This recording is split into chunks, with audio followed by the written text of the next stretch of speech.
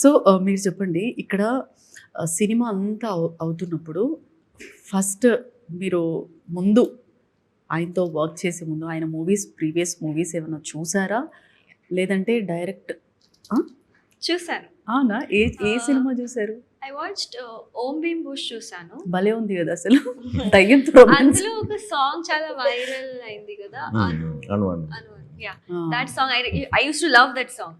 So first నేను ఆ song విన్నాను. మూవీ చూసిన ముందు ఆ సాంగ్ విన్నాను and I love that song. And then I got to know that I'm working with him. So I was like yeah, I want to work with him. ఆ తర్వాత while we were working together, I watched Swag single, of course. Yeah.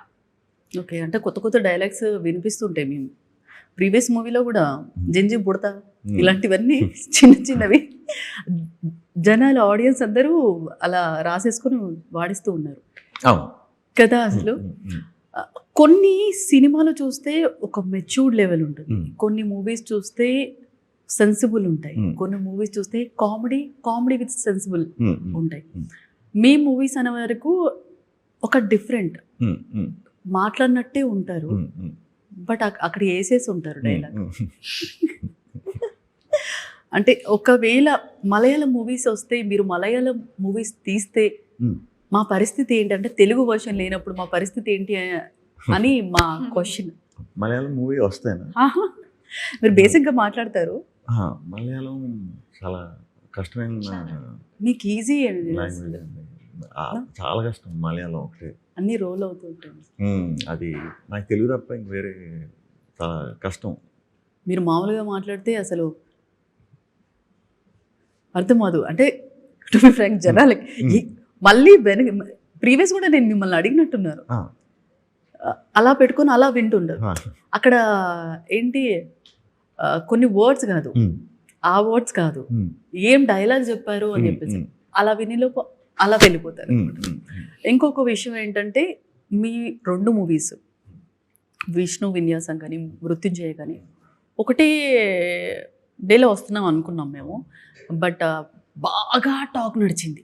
బాగా అంటే బాగా, అంటే 2 clash అవ్వకూడదు అని చెప్పి మీరు ఈ డిసిషన్ తీసుకున్నారా? లేదంటే క్లాష్ 2 నా సినిమాలే కదా, ప్రమోషన్ ఇదంతా కూడా చాలా ఇబ్బంది అవుతుంది. బట్ ఒకే రోజు 2 సినిమాలు, అది అనుకోకుండా వచ్చిన సిచ్యువేషన్. బట్ అది ఇప్పుడు సాల్వ్ అయింది కాబట్టి హ్యాపీగా 2 ప్రమోట్ చేసుకోవచ్చు. మీకు ఇలా ప్రయోగాలు బాగా ఇష్టం కదండి, ఇలా ఎక్స్పెరిమెంట్స్ అంటే బాగా ఇష్టం. అంటే అది నాకు నా మీద అలా వచ్చింది, సిచ్యువేషన్ అలా వచ్చింది. ఓకే, నేను ఎందుకు చేస్తాను అంటే లాస్ట్ మూవీలో 3 క్యారెక్టర్స్ కదా. ఓకే, ఒక మాట చెప్పారు, మీకు గుర్తుందో లేదో. సో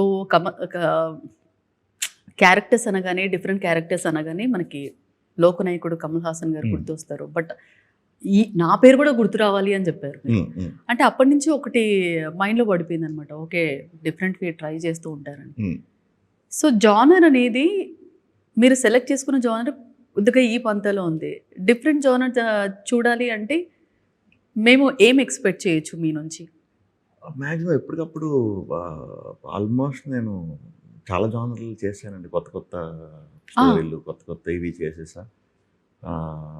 ఇప్పుడు ఈ మధ్యన అప్కమింగ్ వీటిలో ఒక కొత్త ఇంట్రెస్టింగ్ ఒక 2 దొరికినాయి. మేబీ అవి నెక్స్ట్ ఇయర్కి స్టార్ట్ చేస్తాను నేను. ప్యూర్ తెలుగు సినిమాలే, తెలుగుకి కొత్త జానర్, మళ్ళా షాక్ అవుతారు అందరూ, షాక్ చేసే ఫ్యాక్టరీ. అవునా?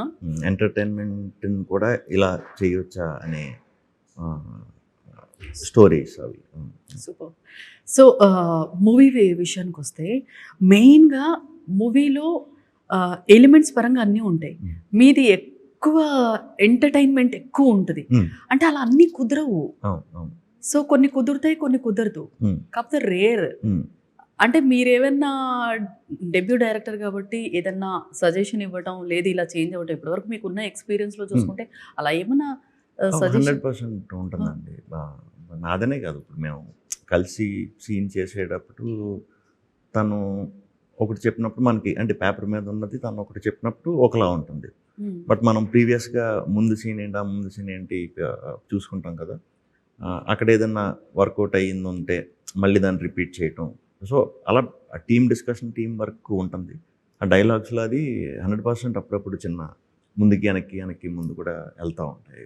అండ్ ఆ ఫ్లోలో, ఆ అంబియన్స్లో వచ్చే యాక్టర్ ఒక్కొక్కసారి వేరే యాక్టర్స్ కూడా వస్తారు కదా, వాళ్ళు వచ్చినప్పుడు వాళ్ళ క్రియేటివిటీ కూడా, వాళ్ళు ఎక్స్పీరియన్స్డ్ ఉంటారు కదా, వాళ్ళు కూడా కొన్ని సజెషన్ ఇస్తారు. అలా మెయిన్ కోర్ డెప్త్ సీన్లో, ఎమోషనల్ సీన్స్లో పెద్ద అసలు మార్పులు జరగవు. కానీ ఎంటర్టైన్మెంట్ వచ్చినప్పుడు మాత్రం అవి జరుగుతూనే ఉంటాయి. Very common.